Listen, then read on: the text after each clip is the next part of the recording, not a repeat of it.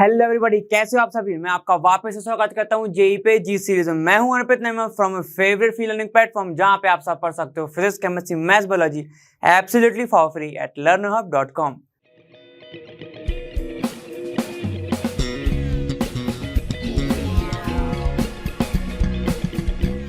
तो थर्मोडायनेमिक्स खत्म करने के बाद अब हमारा जो नेक्स्ट चैप्टर है वो है इक्विलिब्रियम, केमिकल इक्विलिब्रियम। वैसे तो दो हैं, केमिकल इक्विलिब्रियम और आयोनिक इक्विलिब्रियम। तो आयोनिक इक्विलिब्रियम अपन आने वाले टाइम पे पढ़ेंगे। सबसे पहला अपना कौन सा है, केमिकल इक्विलिब्रियम। तो इसके बारे में देखेंगे। बहुत ईजी सा वीडियो है ये वाला, बहुत ईजी सेशन रहेगा, ठीक है। लेकिन अपन इंपॉर्टेंट चीजें जो है इसमें ही सॉल्व करने वाले हैं, तो नोट्स जो है वो बनाते रहिएगा, ठीक है। स्टार्ट करते हैं अपना केमिकल इक्विलिब्रियम।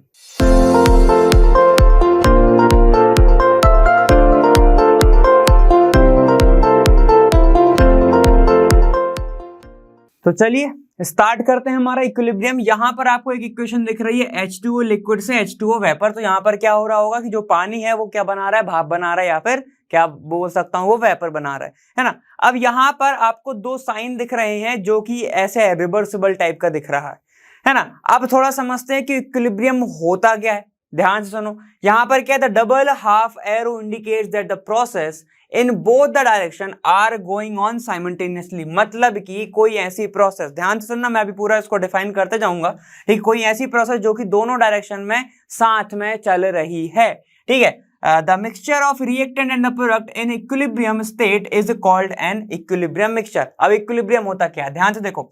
मेरे पास एक ऐसा क्या है, कंटेनर है ना। ये कंटेनर नहीं, इसको अपन एक मटका टाइप का ऐसा बना लेते हैं, ठीक है। ये है मेरे पास। अब यहां पर क्या है ना, यहां पर वाटर के कुछ तो मॉलिक्यूल ऐसे ऐसे ऐसे ऐसे बिखरे पड़े हैं, ठीक है। ये क्या है, आपका लिक्विड है, ये है आपका लिक्विड, ठीक, क्लियर है। अब मैंने इसको करा यहां से हीट, मैं कर रहा हूं इसको यहां से हीट। तो क्या होगा सर, यहां से ये वेपर बनाएगा। क्या होगा, अभी ये जो H2O है, जो आपका H2O है, ये लिक्विड फेस में है। अब यहां पर जो H2O होगा वो वेपर फेस में होगा या फिर गैस फेस में होगा, सही है ना। या तो वेपर फेस में होगा या तो वो गैस फेस में होगा। अब यहां पर मैं देखो एक चीज बता रहा हूं, जब वो कंडीशन, कौन सी कंडीशन, मैंने क्या कर दिया, इसको ऐसे पैक कर दिया, ठीक है। मैंने इसको क्या कर दिया, सील। अब सुनना, तो क्या होगा, ये जो वेपर है, जो वाटर है, ये पहले उठेगा, इससे टकराएगा और फिर नीचे आएगा। मतलब क्या हो रहा है, ध्यान से सुनो। यहां पर ये हो रहा है इसका वेपराइजेशन, या फिर मैं बोलूं उसमें एवापोरेशन हो रहा है, उठ रहा है, ठीक है। और ये जो नीचे आ रहा है इसको मैं बोलूं कंडेंसेशन। तो ऊपर जो गया है तो वो क्या बन गया, अब H2O वेपर बन गया, ठीक। अब जो नीचे आ रहा है वो क्या है, आपका H2O जो वेपर है वो लिक्विड फेस में वापस आ रहा है। अब ध्यान से सुना, ऐसे H2O था, लिक्विड था, वो क्या बन गया आपका, वो बन गया आपका H2O वेपर, ठीक है। ये कब की कंडीशन थी, जब आप मान के चलो ये जो आपका कंटेनर है ये ओपन है। अब आपने जैसे ही बंद किया तो क्या होगा, ये जो H2O वेपर बना हुआ है, ये जो H2O वेपर बना हुआ है, ये वापस से क्या होगा, इससे टकराएगा और ठंडा होके वापस से लिक्विड पे गिर जाएगा, ठीक है। तो वहां पर क्या हो रहा है, अब जो वेपर है वो वापस क्या बना रही है, H2O लिक्विड बना रही है, ठीक है। अब यहां पर क्या बोला, ध्यान सुनना, the double half arrow indicates that the process. मतलब क्या हो रहा है, H2O लिक्विड जो है वो वेपर भी बना रहा है, और जो H2O वेपर है वो कंटेनर से टकरा के वो क्या बना रहा है, लिक्विड भी बना रहा है। मतलब दोनों स्टेप में क्या चल रही है, प्रोसेस चल रही है। तो इसको लिख लेंगे अपन बहुत अच्छे से। यहां पर क्या हो रहा है, देखो, the process in both the direction are going on. तो मैं इस पॉइंट को ऐसा लिख रहा हूं, आर गोइंग ऑन साइमल्टेनियसली। तो इसको मैं लिख रहा हूं ए पॉइंट। तो ये आपको क्या समझ में आ रहा है, यहां पर ए पॉइंट पूरा साथ में पूरी प्रोसेस हो रही है, तो मैंने इसको ही समझाया, ठीक। अब सुनो, the mixture of reactant and product in equilibrium state. Equilibrium का मतलब क्या है, ध्यान से सुनना।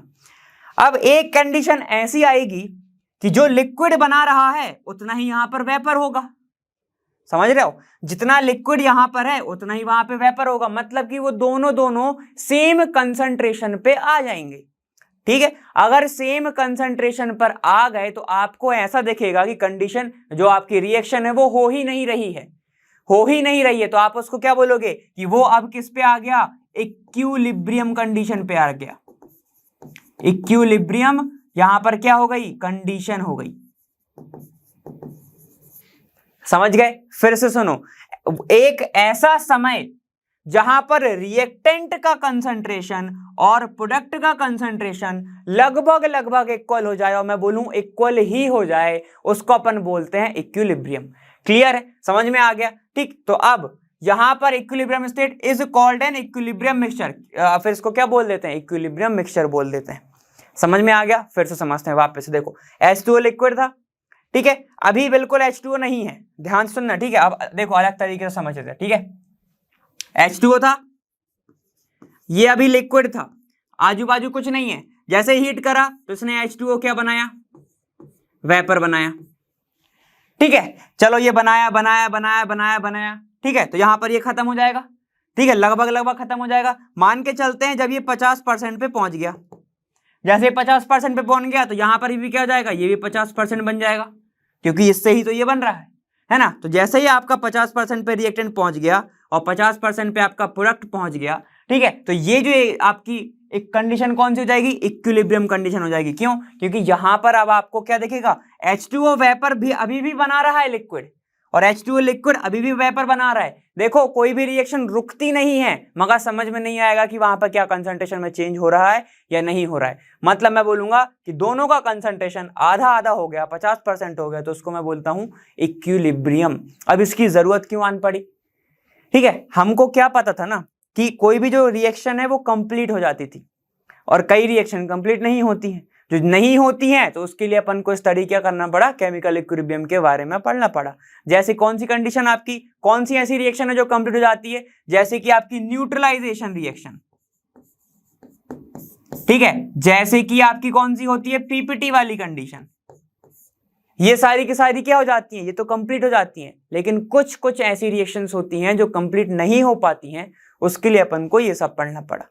ठीक है, समझ में आ गया? एक ऐसी एक रिएक्शन है, कौन सी, N+H बनाती क्या है, NH3।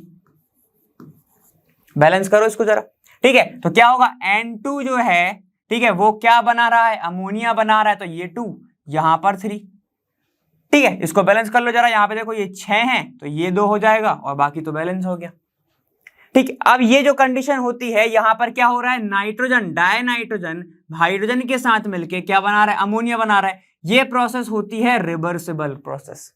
रिवर्सिबल का मतलब क्या है सर, रिवर्सिबल का मतलब कि रिएक्टेंट मिलके प्रोडक्ट बनाए और प्रोडक्ट वापस से टूट के रिएक्टेंट बना दे। दोनों साइड पे जब प्रोसेस होती है तो उसको अपन रिवर्सिबल बोलते हैं। जैसे इसमें हो रहा था कि वेपर क्या, जो लिक्विड हुआ वो वेपर से वेपर बनाया, और वेपर वापस से क्या बना रहा है, लिक्विड बना रहा है, तो उसको अपन क्या बोलते हैं, रिवर्सिबल प्रोसेस बोलते हैं। क्लियर है? ठीक है, चलो अब थोड़ा और आगे बढ़ते हैं। अब जो इक्विलिब्रियम है वो बहुत टाइप के होते हैं, और इनको डायनामिक इक्विलिब्रियम भी बोला जाता है। डायनामिक क्यों बोलते हैं, डायनामिक मतलब कि प्रोसेस चल रही है, स्टैटिक नहीं है। इक्विलिब्रियम डायनामिक होता है, क्यों, क्योंकि प्रोसेस चलते जा रही है। वही बोला मैंने, यहां पर कोई भी जो प्रोसेस है वो रुकेगी नहीं, बस आपको ऐसा प्रतीत होगा, ऐसा लगेगा कि रुक गई है, लेकिन रुक नहीं रही है। इसलिए इसको क्या बोला जाता है, डायनामिक इक्विलिब्रियम। डायनामिक इक्विलिब्रियम, ठीक है, तो इक्यू से लिख रहा हूं बस। क्लियर है? चलो अब इक्विलिब्रियम जो है वो दो टाइप के होते हैं, एक फिजिकल एक केमिकल। तो फिजिकल में क्या क्या आता है भाई, हमें पढ़ना केमिकल है, लेकिन इसको शॉर्ट में देखते हैं फिजिकल को। फिजिकल में आते हैं आपके कौन कौन से, सॉलिड और गैस वाले। जैसे कि ध्यान से देखना, सॉलिड में से मैं कौन सा ले लूं बताओ, सॉलिड से लिक्विड क्या जा रहा होगा, आइस की बात करूं क्या, जैसे कि आपका H2O है, ठीक है, वो अभी सॉलिड फेस में है। जैसे ही वो पिघलेगा वो बना देगा क्या, H2O लिक्विड बना देगा, ठीक है। अब ध्यान से देखना, H2O लिक्विड अगर वापस से मैं इसको फ्रीज करूंगा तो ये क्या बना देगा, सॉलिड बना देगा। तो रिवर्सिबल प्रोसेस है ना, रिवर्सिबल प्रोसेस है वो, ठीक। अब यहां पर ध्यान से देखना, एक ऐसा समय आएगा जहां पर ये जो आइस है आपकी, ये जो आपको आइस दिख रही है, ठीक है, इसके सरफेस पे आपको वाटर भी दिखेगा, ठीक है। मतलब कि दोनों के दोनों आपके क्या हैं, अब दोनों के दोनों आपके कौन से हैं, ये इक्विलिब्रियम स्टेट में है।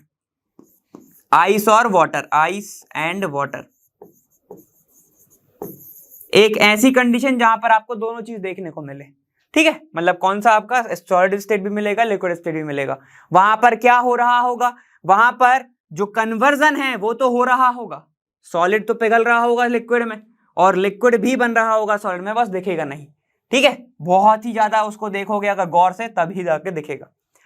लिक्विड और वेपर, लिक्विड और वेपर में क्या अभी देख के आए भाई अपन, H2O लिक्विड हो जो कि बना रहा हो गैस, H2O गैस, तो उसके बारे में तो अपन ने अभी देखा।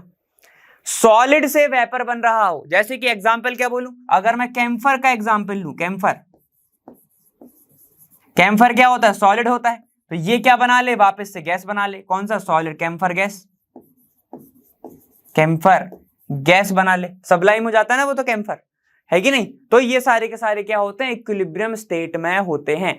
अब इसका जो एग्जाम्पल है, और भी एग्जाम्पल होते हैं, इसको किस में रखा जाता है, जिसमें हीट का ट्रांसफर नहीं होता है, मतलब आइसोलेटेड चैम्बर में रखा जाता है, तब जाके इसकी स्टडी होती है। फॉर अ जनरल नॉलेज ये सब बातें थी, ठीक है, समझ में आ गया। बेसिक सी चीज, इक्विलिब्रियम क्या होता है, दो टाइप के होते हैं, फिजिकल केमिकल। फिजिकल में अपन ने देखेगी सॉलिड से लिक्विड, लिक्विड से गैस, और फिर आपका कौन सा, सॉलिड से गैस, ठीक। आपका उसका डेफिनेशन समझ गए, मतलब दोनों साइड प्रोसेस हो, कंसंट्रेशन लगभग रिएक्टेंट और प्रोडक्ट का सेम हो जाए तो इक्विलिब्रियम अटेन हो जाता है। प्रोसेस रुकती नहीं है, प्रोसेस चलती रहती है, लेकिन समझ में इतने खास नहीं आती, ठीक है, समझ गए। तो ये सब बातें थी किसकी, आपकी इक्विलिब्रियम के बारे में। अब टाइप्स ऑफ रिएक्शन पर चलते हैं, जैसे अपन ने अभी पीछे देखे। टाइप्स ऑफ रिएक्शन में एक आता है रिवर्सिबल, एक आता है इररिवर्सिबल। तो मतलब क्या समझ में आ रहा है इसमें, अपन ने थर्मोडायनेमिक्स में पढ़ा हुआ है रिवर्सिबल वर्क और इररिवर्सिबल वर्क पढ़ा है, ठीक है, तो उससे ही रिलेट थोड़ा सा कर लो। ये केमिस्ट्री, ये केमिकल की बात होगी, लेकिन वहां पर वर्क था। कैसे, देखो सर, यहां पर अगर इररिवर्सिबल की बात कर रहा हूं मैं ये बोलूंगा कि जो ए है प्लस बी, उसने सी बना लिया, ठीक है, उसने सी बना लिया, मतलब ये क्या होगा, अब ये जो सी है ये वापस इधर नहीं आ सकता, ठीक है, मतलब ये जो आपको जो सी दिख रहा है, ठीक है, अलग पेन से बना देता हूं, ये जो आपको जो सी दिख रहा है, अब ये वापस प्रोडक्ट मतलब रिएक्टेंट नहीं बनाएगा, है ना, मतलब समझ में आ गया। अब देखो एक बार बता रहा हूं अच्छे से, अगर आपने एक बार गलती कर दी, ठीक है, जो एकदम स्ट्रिक्ट स्कूल होते हैं, आप क्या करें, मोबाइल ले जाना अलाउ नहीं था, आप मोबाइल ले गए, ठीक, आप मोबाइल ले गए, तो मोबाइल आपका जब्त हो गया, अब वो वापस नहीं मिलेगा, तो वो हो गया इररिवर्सिबल। अब आप फिर से स्कूल गए, मोबाइल ले गए, लेकिन कोई पहचान लगा दी, ठीक है, पेरेंट्स को ले गए, बोल दिया कि सर आपसे नहीं करेंगे, तो क्या होगा, मोबाइल जो जब्त हुआ था वो वापस मिल जाएगा, तुम फिर से लेके आओगे, फिर पहचान लगाओगे, मिल जाएगा। तो ये क्या हो रही है, कंटिन्यूशन है, समझ रहे हो। लेकिन एक बार जब्त हो गया, जिसने पहचान नहीं लगाई तो वो तो गया, समझ गए, ठीक है। चलो, तो यहां पर ए से बी बन रहा है, ये क्या है आपका रिएक्टेंट, ये क्या है आपका प्रोडक्ट। मतलब कि ये क्या है, ए से बी बन रहा है, सी बना दिया उसने, लेकिन सी से, मतलब ए और बी मिलके सी बना रहे हैं, ए से बी नहीं बन रहा है, ए और बी मिलके सी बना रहे हैं, लेकिन सी से आप वापस ए पे नहीं आ सकते, ए बी पे नहीं आ सकते, तो इसको क्या बोलते हैं, इररिवर्सिबल प्रोसेस। इसमें किससे शो करते हैं, सिंगल एरो से, सिंगल एरो से, क्या लिखोगे आप, डिनोटेड बाय सिंगल एरो, है ना। चल, सिंगल एरो जहां पर भी दिख जाए तो क्या समझ जाना, इररिवर्सिबल प्रोसेस है। और क्या होती है, ये सिर्फ वन डायरेक्शन में होती है, one direction process, one direction process. इसका एग्जाम्पल बताएगा कोई, एग्जाम्पल ध्यान से सुनना। अगर मैं एक कुछ एग्जाम्पल की बात करूं, जैसे कि CaCO3, ठीक है, इसको मैंने हीट कर दिया तो ये बनाएगा CaO प्लस CO2, यही बनाएगा। देखो, अगर कोई भी चीज बैलेंस नहीं हो रही है तो मैं उम्मीद करूंगा कि आप इसको बैलेंस करोगे, ठीक है। यहां पर मैंने क्या करा, इसको हीट कर दिया है, ठीक, इसको मैंने हीट करा, तो इसका मतलब ये प्रोसेस कौन सी हुई, रिएक्शन कौन सी है, ये है आपकी डिकम्पोजिशन रिएक्शन। Decomposition reaction. ठीक है, आप ध्यान से सुनो। डिकम्पोजन मतलब टूट गया, और टूट गया से टूट गया। जैसे कि ये ग्लास का, आपने कांच का गिलास लिया, मतलब क्या लिया आपने, कप लिया, कुछ भी लिया ग्लास का, ठीक है, उसको लिया, पटक दिया, टूट गया, ठीक ठाक। अगर वो टूट गया तो अब आप उसको वापस जोड़ नहीं सकते, अब टेप वेप मत लगा देना, वैसे तो नहीं बनेगा वो, तो वो इर्रिवर्सिबल प्रोसेस है। मतलब डिकम्पोजिशन रिएक्शन ज्यादातर जो होती है वो कौन सी होती है, इर्रिवर्सिबल होती है, रिवर्सिबल नहीं, इर्रिवर्सिबल। ठीक है, अब ये हो गई। दूसरा एग्जाम्पल, जैसे कि आपकी पीपीटी बन गई, कौन सा एग्जाम्पल ले लो, AgNO3 वाला ले लो या फिर AgCl वाला ले लो, कोई दिक्कत नहीं। ठीक है, तो यहां पर मैं ले रहा हूं AgNO3 प्लस NaCl, क्या बनाएगा ये, AgCl प्लस NaNO3, यही होगा ना भाई, इससे अलग तो कुछ होगा नहीं, बैलेंस करते रहना है ना। अब देखो AgCl क्या होगा, ये प्रेसिपिटेट बना लेता है, पीपीटी डाउन हो जाती है।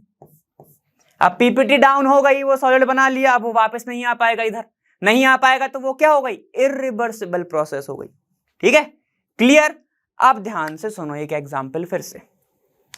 अगर मैंने पानी को उबाला, फिर से पीछे जा रहा हूं मैं, ठीक है, देखो मैंने क्या करा, ये जो कंटेनर है, ये कंटेनर है, ये जो है आपका कंटेनर है ना, मैंने क्या करा, यहां पर पानी उबाला, ये हीट कर रहा हूं मैं इसको, पानी उबाला, ये क्या करेगा, H2O जो लिक्विड है वो बनाएगा वेपर, H2O वेपर।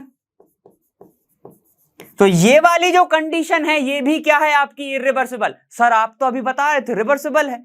अरे भैया देखो, कोई भी चीज, कोई भी रिएक्शन अगर ओपन कंटेनर में हो रही है तो वो इर्रिवर्सिबल होगी।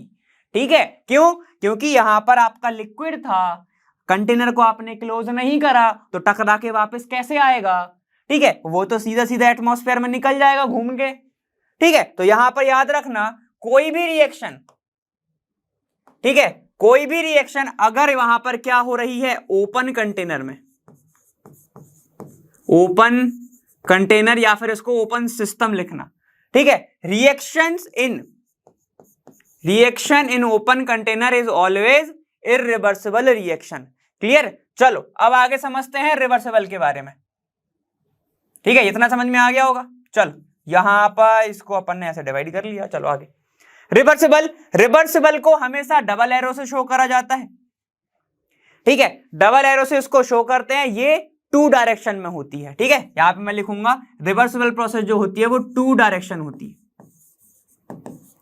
2 डायरेक्शन प्रोसेस, मतलब जाएगी भी आएगी भी। ठीक है, ऐसा वाला। अब आपने क्या किया है, रबर का गिलास लिया है, ठीक है, उसने आपने नीचे पटका, वो वापस आ गया, टूटा नहीं। और कोई भी चीज अगर मान लो टूट गई, वो जुड़ गई, तो वो क्या हो गई, इर्रिवर्सिबल प्रोसेस हो गई। ठीक है, वैसे समझ लो, जैसे कि पेन का आपने ढक्कन निकाला तो आप बोलोगे पेन टूट गया, और वापस पेन लगा दिया, तो रिवर्सिबल है ना, वो तो आप कभी भी कर सकते हो। ठीक है, चलो ये क्या होती है आपकी 2 डायरेक्शन प्रोसेस होती है। सिंगल एरो से शो नहीं करते, इसको किससे करते हैं, डबल एरो से शो करते हैं, denoted by double arrow. Double arrow से इसको शो करा जाता है। ये देखो दिख रहा है, एक उधर जा रहा है, एक इधर आ रहा है। ठीक है, चलो और क्या बच गया भाई, इसका एग्जांपल भी देखते हैं। जैसे कि ए से लेके बी बना, ठीक है, इसने बनाया सी, सी वापस टूट जाए, बना दे आपका बी, ए बी। ठीक है, तो इसको क्या बोलते हैं अपन, रिवर्सिबल प्रोसेस बोलते हैं। क्लियर है। एग्जाम्पल अपन ने अभी देखा था, कौन सा, N2 प्लस 3H2 बना रहा था 2NH3, 2NH3 बना रहा था, यही थी अपनी रिएक्शन। ठीक है, तो यहां पे ऐसे लिख देंगे। तो फिर वापस अगर NH3 टूटना चाहे तो ये ऐसे बना देगा। क्लियर है। यहां पर ये आयरन की प्रेजेंस में होती है। आयरन एक कैटलिस्ट होता है। कैटलिस्ट मतलब कि जो रेट ऑफ रिएक्शन, मतलब जितनी देर में रिएक्शन हो रही है वो बढ़ा दे या घटा दे, ठीक है, उसको बोलते हैं रेट ऑफ रिएक्शन। रेट का मतलब मैंने आपको बताया था कि टाइम से रिलेटेड होता ही होता है, तो वही है आपका। क्लियर है, समझ में आ गया। अब अगर मैं क्या करूं, ये देखो H2O मैंने फिर से लिक्विड ले लिया, ठीक है, इसने बना लिया भैया वेपर, लेकिन इस बार मैंने क्या करा, कंटेनर क्लोज कर दिया, तो वेपर क्या होगा, वापस से बनाएगा लिक्विड। ठीक है, तो ये याद रखना, रिवर्सिबल प्रोसेस कब होती है, जब आपका कौन सा हो, क्लोज्ड कंटेनर हो। क्लोज्ड कंटेनर हो। ठीक है, समझ में आ गया। तो एक थी रिवर्सिबल, एक थी इरिवर्सिबल। इरिवर्सिबल में ओपन सिस्टम होना चाहिए, या फिर यहां पे भी सिस्टम लिखना, और रिवर्सिबल में क्लोज सिस्टम होना चाहिए। क्लियर है, समझ में आ गया, बहुत अच्छे से समझ में आ गया होगा। चलो अब थोड़ा सा और आगे चलते हैं कि भैया आपका जो इक्विलिब्रियम है वो है तो है क्या, है तो है क्या। ठीक है, तो थोड़ा सा इसको समझते हैं। चलो आ जाओ। ठीक है, कैसे समझेंगे, थोड़ा सा एग्जांपल लेंगे वापस से कि ए और बी से लेके चल रहे हैं, तो ए प्लस बी मिलके बना रहा है सी प्लस डी। ठीक है ना। अब क्या हो रहा है, C प्लस डी का अगर कंसंट्रेशन ज्यादा हो गया तो ये आपस में रिएक्शन करके वापस बना देंगे A प्लस डी। तो ये कौन सी हो गई, रिवर्सिबल प्रोसेस। ठीक है, या फिर रिवर्सिबल रिएक्शन। तो मैं लिखूंगा रिवर्सिबल प्रोसेस। अब अगर कोई भी चीज आगे जाती है तो आप क्या बोलते हो उसको, भैया फॉरवर्ड। ठीक है, अगर कोई भी चीज पीछे आती है तो क्या बोलते हैं उसको, बैकवर्ड। यही बोला जाता है। मतलब अगर मैं बोलूं कि थोड़ा मूवी को आगे बढ़ा दो या गाने को थोड़ा आगे कर दो, तो क्या कर दो, फॉरवर्ड करेगा, वो फॉरवर्ड वाली बटन दबाएगा। अगर पीछे आना हो तो बैकवर्ड दबाएगा। ठीक है, तो वैसे ही समझेंगे। चलो ए प्लस बी बना रहा है सी प्लस डी, तो मैं बोलूंगा यहां पर रिएक्शन क्या हो रही है, आगे बढ़ रही है। तो ये हो गई आपकी forward reaction, forward reaction. RXN को रिएक्शन लिखूंगा। ठीक है, और अगर C प्लस डी से A प्लस बी बना रहा है तो मैं बोलूंगा कि रिएक्शन पीछे आ रही है, वापस आ रही है। तो ये कौन सी हो गई आपकी, बैकवर्ड रिएक्शन, बैकवर्ड रिएक्शन। सही है, यहां तक सही है। ठीक है, अब अगर मैं बोलूं कि टाइम 0 है, ठीक है, मतलब आप रिएक्शन चालू ही कर रहे हो, तो इसका मतलब क्या होगा कि इनिशियली या फिर at time at t is equal to 0। ठीक है, यहां पर ये और लगा लेना ऐसे, है ना। इनिशियली या फिर टाइम इज इक्वल टू जब 0 चल रहा है तो only A and B are present. ठीक है, A और B सिर्फ रहेंगे। क्लियर हो गया यहाँ पे। ठीक है, तो मैं क्या लिख सकता हूं यहाँ पे, कंसंट्रेशन ऑफ A और कंसंट्रेशन ऑफ B। चलो ये मत लिखो अभी, आगे समझाऊंगा ये क्या है ना। और A और B सिर्फ प्रेजेंट है। ठीक है, चलो अब अगर मैं बात करूं, अगर आपका कुछ टाइम हो गया at time t, t is equal to t। ठीक है, तो क्या होगा, अब यहां पर क्या प्रेजेंट है आपका, C and D are also present. ठीक है, ध्यान से सुनना। अब देखो, ध्यान से सुनते रहना बस। अगर मैं ये बोलूं कि इनका कंसंट्रेशन ज्यादा है, ठीक है, अगर इनका कंसंट्रेशन ज्यादा है तो रिएक्शन इधर जाएगी, है ना। और अगर मैं ये बोलूं कि इतनी ज्यादा रिएक्शन हो गई तो A प्लस बी घट गया, कम हो गया, तो C प्लस डी का कंसंट्रेशन ज्यादा है तो रिएक्शन यहां जाएगी। सही है, ठीक है। तो अब मैं ऐसा बोलूं, एक टाइम तो ऐसा आएगा ना जहां पर दोनों का कंसंट्रेशन एक जैसा होगा, सेम कंसंट्रेशन होगा, तो उसको मैं बोलूंगा एट इक्विलिब्रियम।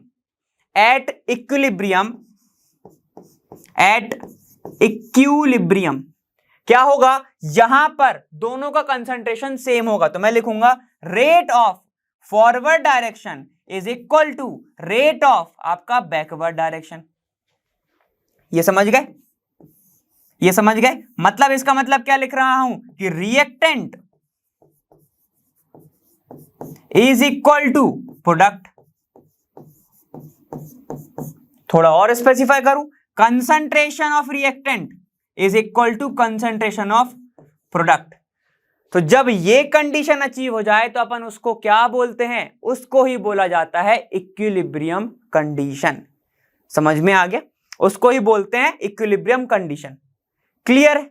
चलो अब यहां पर मैं फॉरवर्ड डायरेक्शन को और बैकवर्ड डायरेक्शन को क्या लिख सकता हूं, के एफ और आपका के बी। ठीक है, इतना लिखो, फिर आगे चलते हैं। चलो अब थोड़ा ग्राफिकल रिप्रेजेंटेशन से समझते हैं कि इक्विलिब्रियम कैसे अटेन होता होगा। ग्राफ से कैसे समझोगे?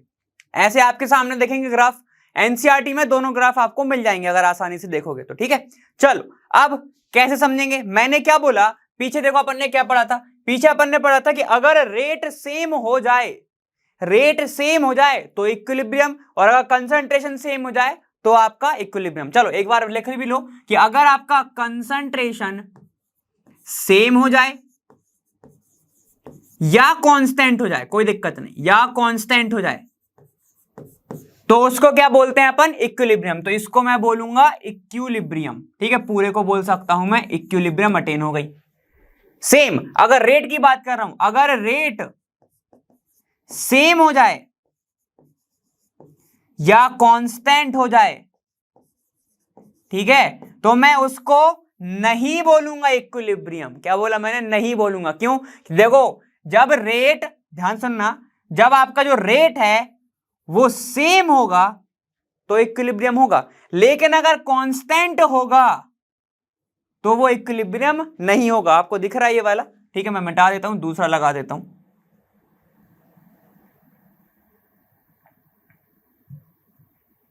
देखो अगर वो कांस्टेंट होगा तब अपन इक्विलिब्रियम नहीं बोलेंगे। ठीक है, तो याद रखना रेट के चीज में थोड़ा सा अलग है। रेट में उसका क्या होना चाहिए, रेट सेम होना चाहिए, तब जाके इक्विलिब्रियम बोलेंगे उसको।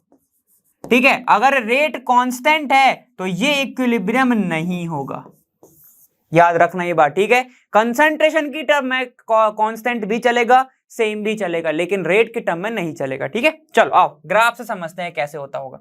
अब फिर से लेके चलते हैं, ए और बी ने लेके चला तो अपन ए और बी ही लेके चलते हैं। ए प्लस बी मिलके सी और डी बना रहे हैं। ठीक है, कैपिटल डी है ना। तो यहां पर क्या होगा, कंडीशन होनी चाहिए इक्विलिब्रियम। अगर एक ही डायरेक्शन में हो रहा है तो इक्विलिब्रियम नहीं होगा, रिवर्सिबल प्रोसेस होनी चाहिए। ठीक है, चलो अब यहां पे देखो, ये जो रिएक्टेंट है स्टार्टिंग में तो ये होगा, इनिशियली क्या होता है, सिर्फ रिएक्टेंट प्रेजेंट होता है। पीछे लिखा है तो देखो मैंने ये, इनिशियली क्या होगा, only A and B are present. ठीक है, तो यहां पर प्रोडक्ट जो है वो नहीं होगा, रिएक्टेंट होगा। तो आपका जो कंसंट्रेशन है वो कहां से चालू होगा, जीरो से। जीरो से कैसे होगा भैया, रिएक्टेंट तो है ना, तो वो होगा ऊपर से चालू। आपका ग्राफ कैसे देखेगा रिएक्टेंट का, ऐसा आता हुआ नीचे, यूं ऐसे कुछ आएगा। ठीक है, अब जैसे जैसे आपका रिएक्टेंट खत्म होते जा रहा है, ठीक है, तो वो क्या बनाते जा रहा है, प्रोडक्ट बनाते जा रहा है। प्रोडक्ट का ग्राफ कहां से चालू होगा, इनिशियली तो था ही नहीं, प्रोडक्ट बना ही नहीं था, तो उसका जो ग्राफ है वो जीरो से चालू होगा, यूं ऐसा ग्राफ चालू होगा। ठीक है, तो ये किसका ग्राफ है भाई, ये है आपका प्रोडक्ट का, और ये किसका ग्राफ है भाई, ये है आपका रिएक्टेंट का। ठीक है, ध्यान से समझते रहना। ठीक है, इससे क्वेश्चन आया है ना। चलो ये है प्रोडक्ट का, ये है इक्विलिब्रियम का। इस ग्राफ से हमें ये दिख रहा है कि रिएक्टेंट और जो प्रोडक्ट है, यहां पर जैसे ही रिएक्टेंट खत्म होते जा रहा है प्रोडक्ट तेजी से बन रहा है, मतलब प्रोडक्ट का कंसंट्रेशन ज्यादा है। ठीक है, तो यहां पर मैं लिखूंगा कि concentration of product is greater than reactant. देखो दिख रहा है यहां पे कंसंट्रेशन क्या है, देखो ज्यादा है ना। लेकिन एक ऐसी भी कंडीशन होती है जहां पर क्या होता है, थोड़ा हो सकता है कि दोनों कम ही हो। ठीक है, इक्वल ही हो। अच्छा समझाऊंगा अभी मैं, यहां पे मत देखो, यहां पे देखो अभी। ठीक है, अब देखो इक्विलिब्रियम में किस कंडीशन पे बोलूंगा, किस पॉइंट में मैं बोलूंगा, आपको दिख तो रहा है वैसे, लेकिन फिर भी समझते हैं।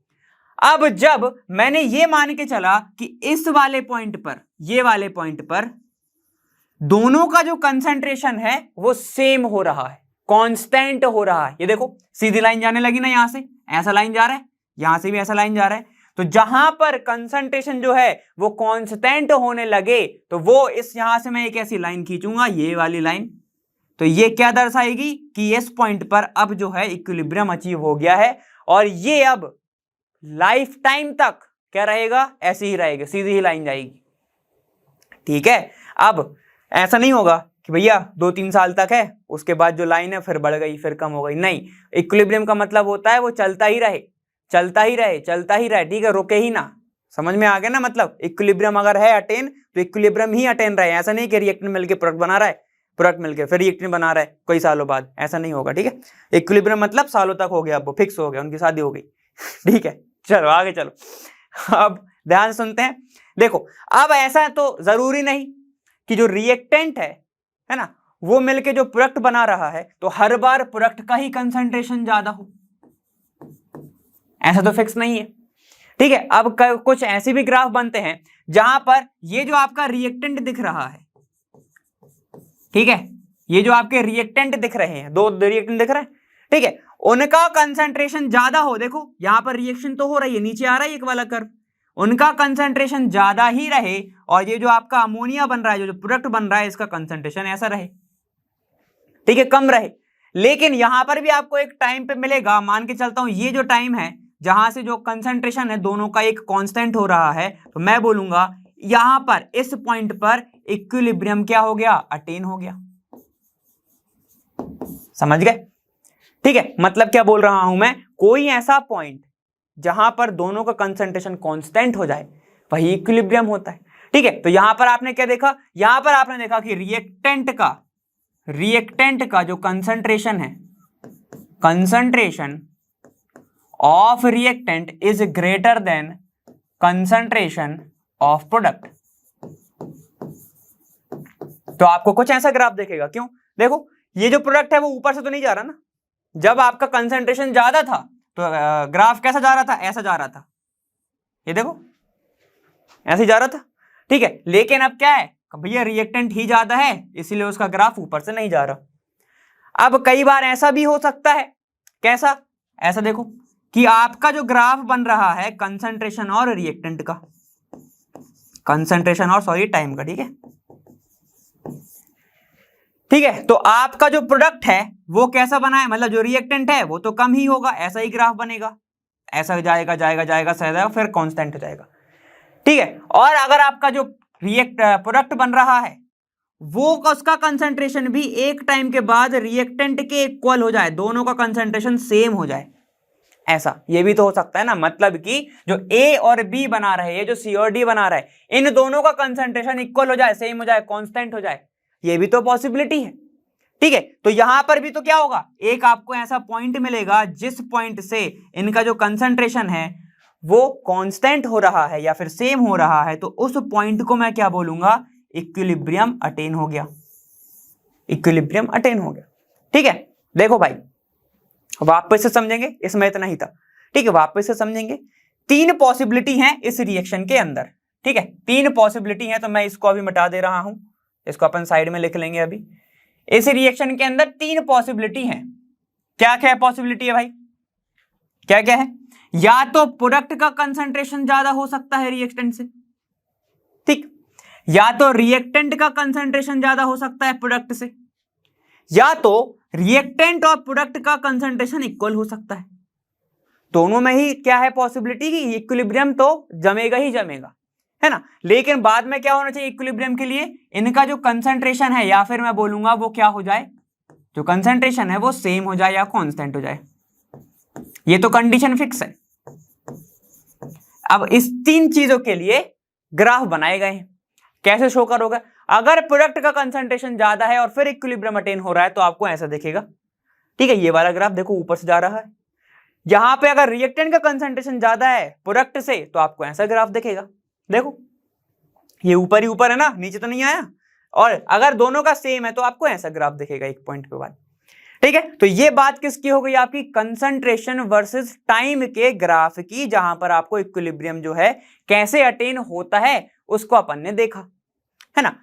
अब आपसे क्वेश्चन में ये पूछा जा सकता है, ठीक है, किसमें, न्यूमेरिकल में, स्टेटमेंट में पूछ लेगा न्यूमेरिकल में नहीं पूछेगा, स्टेटमेंट में पूछ लेगा, या तो फिर आपसे बोलेगा वन वर्ड में बताओ कि चल अगर अब वो कंसंट्रेशन की जगह पे अगर आपको रेट दे दे, ठीक है, रेट का ग्राफ पूछ ले कि अगर मान लो इसकी जगह पे क्या है, रेट है, यहां पर ये रेट है, ठीक है, ये वाला भी रेट है, वो वाला मैंने आपको जो है वो मैंने इरेज कर दिया, ठीक है, तो आपने स्क्रीनशॉट ले लिया होगा, उम्मीद यही कर रहा हूं ना। अब एक और ग्राफ जो अपन ने बनाया था जिसमें अपन ने यहाँ पर कंसंट्रेशन देखा था, और मैंने क्या बोला था कि जहां पर जो प्रोडक्ट है, यहां से कहां से चालू होगा प्रोडक्ट, जीरो से चालू होगा, वो सेम हो जाए, ठीक है, और जितना प्रोडक्ट बन रहा है उतना ही रिएक्टेंट बच जाए, ऐसा। ठीक, लेकिन अब अपन बात कर रहे हैं किसकी, रेट की। तो ये हो गया रेट, ये हो गया आपका कौन सा टाइम चल रहा है ना। ठीक, इतना क्लियर है। अब अगर आपसे मैं पूछूं कि बताओ क्या ये वाला जो पॉइंट है और अपन ने ये वाला जो पॉइंट लिया था, यहां पर मान के चलते हैं, क्या यहां पर इक्विलिब्रियम अटेन हो गया? क्या यहां पर इक्विलिब्रियम आ गया? क्या इस कंडीशन पर इक्विलिब्रियम आ गया? क्या इस कंडीशन को मैं इक्विलिब्रियम बोलूंगा? रेट के टर्म में बताना, रेट के टर्म में तो ना जी, बिल्कुल भी नहीं। अगर आपका रेट कांस्टेंट हो जाए, याद रखना ये बात कि अगर आपका जो रेट है वो कांस्टेंट हो जाए तो उसको इक्विलिब्रियम नहीं बोला करते। सुना ना, यहां पर अगर आपका रेट जो है वो कांस्टेंट हो गया तो भैया उसको इक्विलिब्रियम मत बोल देना। रेट जो है हमारा वो सेम होना चाहिए। सर समझ में नहीं आया? सेम क्या? रेट कौन सा सर, कौन सा रेट? अरे सुनो इधर, यहां पे आओ, देखो यहां पे क्या लिख रहा हूं मैं कि rate of forward direction, forward reaction लिखना चाहिए यहां पर, रिएक्शन जब इक्वल हो जाता है रेट ऑफ बैकवर्ड रिएक्शन, तो उसको ही बोल रहा हूं मैं। इनका रेट, फॉरवर्ड और बैकवर्ड डायरेक्शन का जो रेट है वो सेम होना चाहिए भैया, कांस्टेंट नहीं होना चाहिए। तो क्या ये वाला इक्विलिब्रियम, अब बताओ यहां पे क्या हो रहा है? देखो रेट कांस्टेंट हो रहा है, सेम नहीं हो रहा है, सेम नहीं हो रहा है। ठीक है, तो इसको मैं क्या बोलूंगा, इक्विलिब्रियम है या नहीं है? नहीं है सर। क्यों? कांस्टेंट हो रहा है। क्या यहां पर मैं बोल सकता हूं कि इक्विलिब्रियम आ गया? हाँ बोल सकता हूं। अरे नहीं बोल सकते, यही तो समझा रहा हूं जब से। ठीक है, तो यहां पर भी क्या हो गया है, कांस्टेंट हो गया है, तो ये वाला भी रेट जो है अब अपन इक्विलिब्रियम नहीं बोलेंगे। क्या इस वाले ग्राफ के लिए मैं बोल सकता हूं ये चीज? यहां पे देखो, अगर मैं यहां पर इसको, ये बताओ प्रोडक्ट कहां से चालू होगा? जीरो से स्टार्ट होगा, बिल्कुल होगा। रिएक्टेंट होगा क्या? ये बताओ, प्रोडक्ट जीरो से स्टार्ट होगा या रिएक्टेंट ऊपर से स्टार्ट होगा? दोनों ही सही है। अगर मैं यहां पर बोलूं कि जो आपका रिएक्टेंट है वो नीचे से चालू होगा और प्रोडक्ट ऊपर से चालू होगा, तो गलत है, दोनों ही गलत हो गए। तो यहां पर आपको क्या ध्यान रखना है, ये बात कि जो नीचे से चालू हो रहा है वो प्रोडक्ट है भाई, जीरो से ही स्टार्ट होगा ना यार। टाइम जीरो होगा तो प्रोडक्ट जीरो होगा, है ना, सिर्फ रिएक्टेंट ही होगा। अब देखो, अगर मैं ये बोलूं, अगर मैं ये बोलना चाहूं कि ये वाला जो आपको दिख रहा है, ये वाला लाइन दिख रहा है, ये जो ऊपर जा रहा है, ऊपर जीरो से, तो ये क्या है आपका प्रोडक्ट। क्लियर? ये जो नीचे आ रहा है, ये वाला नीचे आ रहा है, मतलब कि क्या होता जा रहा है, धीरे धीरे धीरे धीरे कम होते जा रहा है, ये क्या हो गया आपका रिएक्टेंट। रिएक्टेंट किस साइड होता है? इस साइड होता है। आगे जाएगा तो कम होगा, तो ये बोल सकता हूं rate of forward, rate of backward दोनों ही क्या होगा, देखो एक जैसे होगा। जितना आपका कितना है, जितना रिएक्टेंट है उतना प्रोडक्ट है, जितना कितना नहीं है, जितना रिएक्टेंट है उतना प्रोडक्ट है। तो मैं बोल सकता हूं यहां पर आपका इस टाइम पर दोनों ही के कंसंट्रेशन सेम है, और अगर दोनों के कंसंट्रेशन सेम हो गए, same same same same same rate होगा, तो इक्विलिब्रियम। तो बिल्कुल सही, ये वाले टाइम को मैं क्या बोलूंगा, इक्विलिब्रियम बोल सकता हूं। क्लियर हो गया? बार बार इस चीज को याद रखो, जेईई में क्वेश्चन आया हुआ है, ये वाला क्वेश्चन हर जगह आया हुआ है। ठीक है, हर कंपटीशन एग्जाम में ये पूछा गया है। ठीक है, तो याद रखना ये वाला क्वेश्चन आया हुआ है, याद रखना इसको कि अगर rate is equal to constant है तो भैया वो इक्विलिब्रियम नहीं है। अगर rate is equal to same है, दोनों ही रेट सेम है, तो वो इक्विलिब्रियम है। क्लियर है? चलो अब एक एग्जांपल से समझेंगे, एक एग्जांपल समझते हैं। ए जो है, ठीक है, वो ऐसा बना रहा है बी प्लस सी, ठीक है ना, और मैंने आपसे बोला, अभी नहीं बोल रहा हूं, ठीक है, ये वाला जो ग्राफ आपको दिख रहा है, ये मैं लेके चल रहा हूं, ये ए का ग्राफ है, ग्राफ ऑफ ए, और मैं ये वाला लेके चल रहा हूं, ये क्या है आपका ग्राफ ऑफ बी एंड सी। ठीक है, सिर्फ आपको इतना देके रखा है। ठीक है, अभी इसको मिटा देते हैं वरना पूरा ही भांडा फुल जाएगा। ठीक है, चलो अब मैं इस ग्राफ को सिर्फ देके ये बोल रहा हूं कि identify the product and reactant. और आपको 4 ऑप्शन होंगे कि कौन कौन सा होगा। ठीक है, तो बताओ क्या ये ऑप्शन सही है कि बी जो है और प्लस आपका ए जो है वो मिलके सी बना रहा है, या फिर ये सही है कि ए जो है वो मिलके बी प्लस सी बना रहा है, या फिर बी प्लस सी मिलके आपका ए बना रहा है। ठीक है, तो ये रिएक्टेंट है इसमें, ये प्रोडक्ट है, ये प्रोडक्ट है इसमें, ये रिएक्टेंट है, तो कौन सा सही होगा? ये दोनों सेम ही तो होगा, ये रिएक्टेंट है, ये प्रोडक्ट है। ठीक है, हाँ चलो बताओ कौन सा सही होगा। आप क्या बोलोगे? प्रोडक्ट हमेशा 0 से स्टार्ट होगा। 0 से कौन सा ग्राफ स्टार्ट हो रहा है? बी प्लस सी, बी और सी वाला। ठीक है, और यहाँ पे कौन सा चालू हो रहा है? ए से कंसंट्रेशन ऊपर से चालू हो रहा है, तो आंसर क्या होगा इसका? भैया जो आपका ए होगा वो रिएक्टेंट होगा। ठीक है, ए रिएक्टेंट दिख रहा है यहाँ पर, है ना, और बी और सी प्रोडक्ट होंगे, तो ये वाला ऑप्शन आपका सही हो जाएगा। तो ऐसे क्वेश्चन जो हैं वो छोटे छोटे क्वेश्चन ऐसे पूछ लेता है। ठीक है, अपन ऐसे तो बहुत मल्टीपल चॉइस में या फिर एमपीक्यू में सॉल्व करेंगे, तो उसमें मत घबराओ। ठीक है, समझ में आ गया? तो ये ग्राफ वाले क्वेश्चंस ऐसे पूछते हैं। ग्राफ को आपको ऐसे एनालाइज करना है, ऐसे समझना है, क्योंकि ग्राफ से बहुत इंफॉर्मेशन मिलती है, अपन ने थर्मोडायनेमिक्स में देखा था। ठीक है, चलो इतना लेको फिर आगे चलेंगे। चलो अब हम बात करते हैं लॉ ऑफ मास एक्शन की। तो यहाँ पर से आपका जो मेन चैप्टर है वो स्टार्ट होता है। अगर आपको ये समझ में नहीं आया, ठीक है, और आपने इसको स्किप कर दिया, तो यकीन मानिए कि आधा चैप्टर आपको समझ में नहीं आएगा। ठीक है, क्योंकि यहीं पे आपको कंसंट्रेशन के बी के सी किसके सबकी बातें होने वाली हैं। चलो तो सबसे पहले अपन क्या करेंगे, पहली लाइन को समझेंगे फिर दूसरे को समझते हैं। ठीक है, क्या लिखा है? The rate of chemical reaction is directly proportional to the product of active mass of reactant to the power of respective stoichiometric coefficient. क्या बोल रहा है यहां पर? ये बोल रहा है कि जो रेट होता है वो डायरेक्टली प्रोपोर्शनल होता है किसके? एक्टिव मास के। एक्टिव मास के। एक्टिव मास क्या होता है भाई? ठीक है, तो जो एक्टिव मास होता है उसको अपन बोल सकते हैं कंसंट्रेशन। ठीक है, इसको डिनोट करा जाता है, डिनोटेड, एक्टिव मास को डिनोट करा जाता है डब्बे से, स्क्वायर डब्बे से। ठीक है, इसकी अगर मैं यूनिट की बात करता हूं तो इसकी यूनिट क्या होती है? मोल लीटर इनवर्स, या फिर इसी को लिख सकते हैं मोल पर लीटर।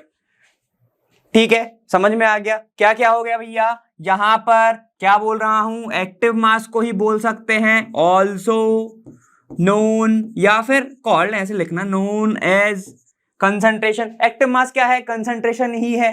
कंसंट्रेशन को डिनोट किससे करोगे? मगर डब्बे में रखोगे एक्टिव मास को। ठीक है, और यूनिट क्या होती है उसकी? मोल या फिर मोल लीटर इनवर्स। क्लियर है यहां तक? समझ में आ गया? अब देखो और समझते हैं, ये क्या है भाई? स्टोइचियोमेट्रिक कोफिशिएंट। तो इसके लिए अपन को रिएक्शन देखना पड़ेगा। रिएक्शन लेके चलते हैं अपन। के एलिमेंट जो है वो स्टोइचियोमेट्रिक लेके चल रहा हूं। देखो ऐसा कि के, ये जो ए है, प्लस यहां पे आपका हो रहा है एल बी, ये हो गया M C plus N D. ठीक है, के एल एम एन में लेके चल रहा हूं उसका, जैसे कि पावर, जैसे कि आप लेके चलते हो ना ऐसा कि N2 प्लस 3H2 मिलके बना रहा है अमोनिया, ऐसा ऐसे लेके चलते हो ना। तो ये जो लिखा है 3, ये जो 2 लिखा है, वही है आपका स्टोइचियोमेट्रिक। तो इसको मैंने लेके चला है इस रिएक्शन के लिए आपका KLMN।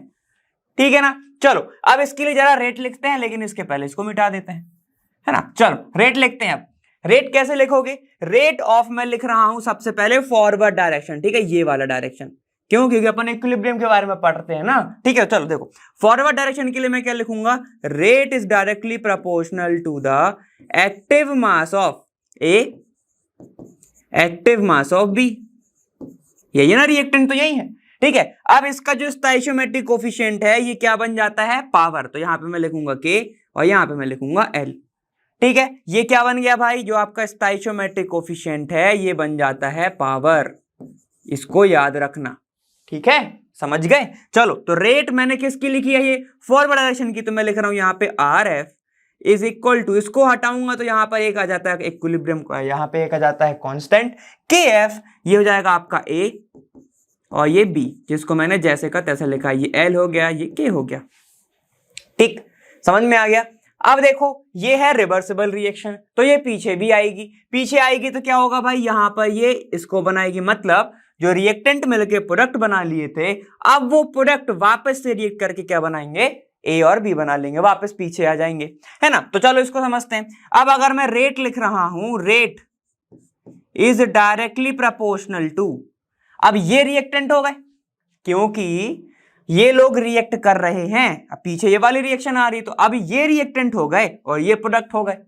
समझ पा रहे हो ना, समझ पा रहे हो कि नहीं समझ पा रहे हो? चलो फिर से समझो कि ए और बी पहले रिएक्टेंट थे जब ये कुछ नहीं था, जब ये थे ही नहीं, तो इनने जब रिएक्ट करा तो ये बना, ठीक है। अब ये शांत हो गई रिएक्शन। अब क्या हो रहा है, जब इसका कंसंट्रेशन बढ़ गया तो ये आपस में रिएक्शन करने लगे, जब ये आपस में रिएक्शन करने लगेंगे तो ये रिएक्टेंट हो जाएंगे, ठीक है। तो याद रखना, फॉरवर्ड डायरेक्शन के लिए ये वाले रिएक्टेंट है, बैकवर्ड डायरेक्शन के लिए ये वाले रिएक्टेंट है, ठीक है। तो रेट फॉर बैकवर्ड डायरेक्शन क्या हो जाएगा, देखो, एक्टिव कंसंट्रेशन ऑफ सी और डी, ठीक है, समझ में आ गया। अब देखो इनकी पावर क्या हो जाएगी, इसकी पावर हो जाएगी m, इसकी पावर हो जाएगी n, सही है। चलो इसका जरा इक्वल करो, रेट इज इक्वल टू, क्योंकि ये कहां पर जा रही है, बैकवर्ड डायरेक्शन, तो मैं लिख रहा हूं KB, और इसका मैं लिखूंगा C और इसको मैं लिखूंगा D, ये हो गया N, ये हो गया M, ठीक है, समझ गए। ये हो गई आपकी इक्वेशन नंबर 1, ये हो गई इक्वेशन नंबर 2। यहां तक क्लियर है, सही है ना। तो चलो इनको लिख भी लेते हैं तो आप इसमें कंफ्यूज ना हो जाए, इसीलिए कि ये क्या है आपका, ये है रेट कांस्टेंट, ये आपका जो है KF और KB क्या होता है, रेट कांस्टेंट, ठीक है। तो यहां पे मैं लिख रहा हूं KF, एक अलग पेन से लिख लेते हैं,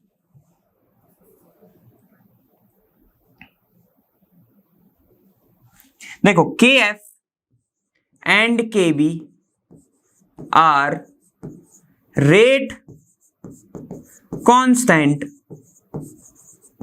फॉर फॉरवर्ड डायरेक्शन, फॉरवर्ड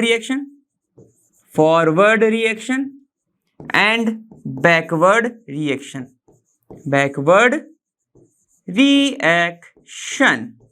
ठीक है, रिस्पेक्टिवली, मतलब रिस्पेक्टिवली का मतलब पता है ना, जो आगे लिखा है वो आगे वाला होगा, जो पीछे लिखा है उसका ही पीछे वाला होगा, ठीक है। तो ये सब है आपका, सारी वैल्यूज समझ गए कि नहीं समझे, समझ में आ गया होगा, ठीक है। तो RB को मैं शो कर रहा हूं बैकवर्ड डायरेक्शन के लिए, ये जो RB है तो यहाँ पे मैं RB लिख देता हूं, इसको हटा देना, ऊपर तो लिखा है ना। तो ये हो गई आपकी रिएक्शन। अब इसको मैं कैसे रिलेट करूंगा इक्विलिब्रियम से, इक्विलिब्रियम कांस्टेंट से, वो समझो, ध्यान से देखना, ठीक है। तो मैं यहीं पर लिख रहा हूं, एक काम करता हूं पीछे लिख देता हूं, तो तीनों टर्म आ जाएंगे। इक्विलिब्रियम कांस्टेंट को अलग अलग टर्म में भी डिनोट करा जाता है, ठीक है। अब हम सभी जानते हैं क्या, एट इक्विलिब्रियम क्या हो जाता है, rate of forward direction is equal to rate of forward direction is equal to rate of backward direction, सही है। इनकी वैल्यू को जरा बताओ, ये क्या है आपका KF, active mass of A, active mass of B is equal to KB, active mass of C, active mass of D, सही है, ठीक है ना। तो ये क्या है आपका K, L, M और ये N, यही है, समझ में आ गया। अब K के टर्म की मैं एक साइड लेके आ रहा हूं और एक्टिव मास को अपन एक साइड रखेंगे, ठीक है। तो ये हो जाएगा KF is divide by KB is equal to active mass of C, active mass of D divide by ये A और यहां पर B, सही है, K, L, M और ये N, है ना। यहां तक समझ में आ गया। अब ध्यान से देखो, आपको क्या दिख रहा है कि KF और KB रेशियो में है, तो इस रेशियो को ही बोला जाता है K और ये C, ठीक है, K और C। ये क्या होता है, इक्विलिब्रियम कांस्टेंट। KC क्या होता है, equilibrium constant is equal to क्या हो जाएगा आपके पास C, ये D, ये आपके पास आ गया A और ये B, ठीक है। ये K, L, M और ये N, ठीक है, सही है। तो ये होता है KC is a equilibrium constant. C क्या है इसमें, ध्यान से सुनना, तो फिर से सुन लो एक बार, जो K होता है वही होता है इक्विलिब्रियम कांस्टेंट, ठीक है। उसके नीचे जो स्टोइचियोमेट्री आपको ये दिख रहा है C, सबस्क्रिप्ट में जो सा आपको दिख रहा है ये जो है ये बताता है कि किसके रिस्पेक्टिव में आपने लिया है। तो ये जो मैंने इक्विलिब्रियम कांस्टेंट आया ये हमारा कंसंट्रेशन के टर्म के रिस्पेक्ट में आया। ठीक है, तो यहां पर जो C है, यहां पर जो K है ये C आ गया। जो C दिख रहा है आपको यहां पर मैं इसको हाईलाइट करके लिख देता हूं। ये जो आपको C दिख रहा है ये किस टर्म में आया? ये आया हमारा कंसंट्रेशन बताता है ये। अब ऐसे ही आपके कौन से भी होते हैं, Kp और Kx होता है एक। चलो उनके बारे में समझ लेते हैं, ध्यान से देखना। एक होता है Kp। Kp मतलब कि मैं प्रेशर के टर्म में लिख रहा हूं, तो ये क्या हो जाएगा भाई? Kp is equal to Pc Pd divide by Pa Pb। ये किसके टर्म में आ गया? अब प्रेशर के टर्म में। तो अब इस कांस्टेंट को क्या बोलूंगा मैं? Kp। ठीक है, क्यों? क्योंकि इक्विलिब्रियम कांस्टेंट अपन ने किसके रिस्पेक्ट में लिया है? P के रिस्पेक्ट में, मतलब प्रेशर के रिस्पेक्टिव में। क्लियर है? अब इनमें भी तो पावर लगेगा भाई, कि नहीं लगेगा? बिल्कुल लगेगा। ठीक है, तो यहां पर भी आ जाएगा आपका KLMN। हर जगह मत लगा देना ये, ठीक है ना, सब में चेंज हो सकता है। अगर किसी ने X लिया है वहां पे रिएक्शन में तो X लिखोगे, अपन ने M लिया है तो अपन ने MLM ये सब लिखा है। ठीक है, चलो अब KX की बात करो जरा, थोड़ी KX की बात करते हैं। KX क्या होता है? देखो यहां पर ये होता है आपका मोल। देखो इसको मैं कैसे लिख रहा हूं, ठीक है, ध्यान से देखना। अब यहां पर इसको मैं लिख सकता हूं mole of C, mole of D, mole of A, mole fraction of आपका फिर आ जाएगा B। सेम होगा K L M और ये N। सही होगा? ठीक है, अब ये बनते कैसे होंगे सर? सबके दिमाग में एक क्वेश्चन आना चाहिए। ठीक है, तो बिल्कुल समझते हैं, ध्यान से देखते रहना। ठीक है, बहुत मजा आने वाला है। हम क्या जानते हैं, मैंने इसको इसमें बदला है। ठीक है, अभी यहां तक तो समझ में आएगा। एक एडिशनल चीज भी आती है तो वो मैं आपको समझाता हूं। मैंने इसको इसमें बदला है। ठीक, ऐसे अपन इसको लिखा जाता है। अब यहीं से ना इनके बीच में रिलेशन भी होता है। ये Kp हो गया, ये Kx हो गया, है ना। अब इनकी यूनिट की बात कर लेते हैं। ये कैसे आएगा अपन, मैं अभी आपको रिलेशन में समझाऊंगा जो अपन आगे पढ़ने वाले हैं, है ना। लेकिन अभी इसकी यूनिट भी तो समझनी पड़ेगी, तो समझते हैं इसकी यूनिट क्या होगी, Kp Kc Kv की। ठीक है, तो एक अगर निकाल दिया तो आपको दूसरी तो यूं ही समझ में आ जाएगी। चलो निकालते हैं, क्या होगा इसका? Kc का अगर मैं यूनिट निकालना चाहूं तो वो क्या होने वाला है? कंसंट्रेशन है ना, ये कंसंट्रेशन है, तो इसको मैं लिख सकता हूं मोल पर लीटर की पावर m। ये भी हो जाएगा मोल पर लीटर की power n divide by mole per litre की पावर आपका K और मोल पर लीटर की पावर आपका ये हो जाएगा KL। क्लियर? समझ में आ गया? अब ध्यान से देखो, ये सारे के सारे मोल है, तो मैं इसको क्या ऐसे लिख सकता हूं? मोल लीटर इसकी पावर m प्लस n।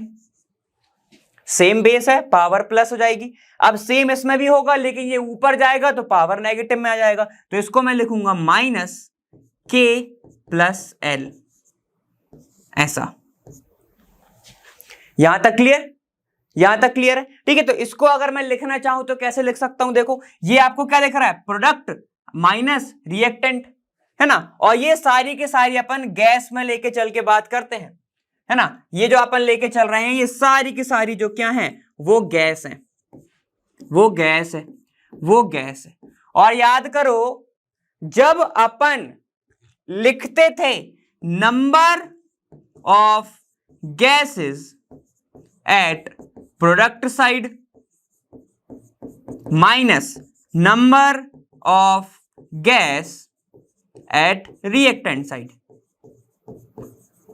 तो ये वैल्यू क्या कहलाती है? Delta N G. बहुत सही, ये वैल्यू कहलाती है डेल्टा एन जी। तो इसको अब मैं क्या लिखूंगा, क्योंकि यहां में क्या दिख रहा है? प्रोडक्ट माइनस रिएक्टेंट, तो ये क्या हो जाएगा? देखो मोल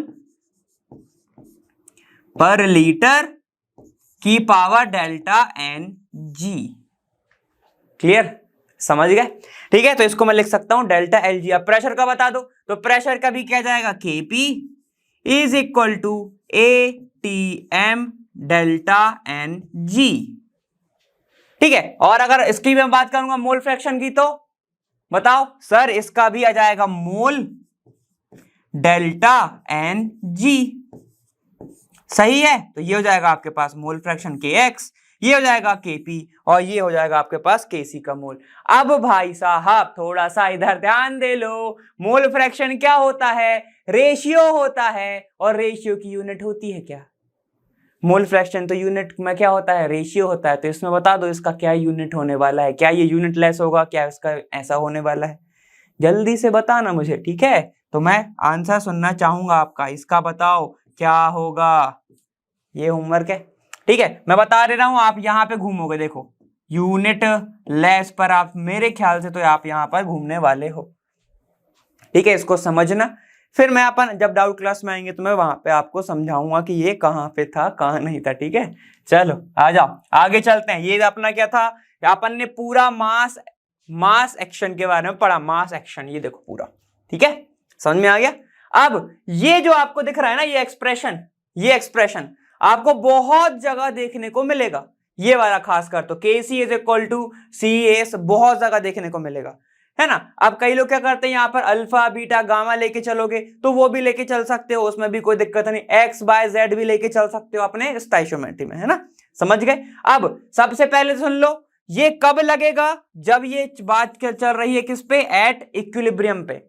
अगर इक्विलिब्रियम पर नहीं लगा है तो उसको रिएक्शन कोशिएंट बोला जाता है, वो मैं आपको आगे बताऊंगा, ठीक है? रिएक्शन कोशिएंट किसी भी टाइम पे अगर रिएक्शन में आपको मास निकालना है, कंसंट्रेशन के बारे में समझना है, तब अपन उसको निकालते हैं, लेकिन अगर आपको एट इक्विलिब्रियम निकालना है तो हम यहां से निकालते हैं, ठीक है? समझ गए ना? पूरा आप समझ में, मैं पूरा क्लियर कर दूं, ठीक है? चलो अब जरा इनकी रिलेशन की बात कर लेते हैं, ठीक है? रिलेशन का थोड़ा बात करते हैं, ये है रिलेशन केसी एंड केपी का, ठीक? केसी केपी का रिलेशन कैसे निकालोगे भाई, ठीक है? तो पीछे मैं यहां पर लिख देता हूं, केसी क्या था, केसी इज इक्वल टू क्या था, कंसंट्रेशन की बात होती थी, कंसंट्रेशन की बात होती थी यहां पर ऐसा, ठीक है ना? तो अपन क्या लेके चल रहे हैं, रिएक्शन लेके चल रहे हैं। मैं अब इस बार लेके चलता हूं, एक ही लेके चलते हैं, के ए प्लस एल बी, जो कि बना रहा है आपका K L M C plus N D, ठीक है? ये लेके चल रहे हैं, लेकिन एक बात हमेशा याद रखेंगे, ये सारे के सारे अपन लेके चल रहे हैं जी गैस, ये जी गैस, ये जी गैस, और ये जी गैस। क्यों?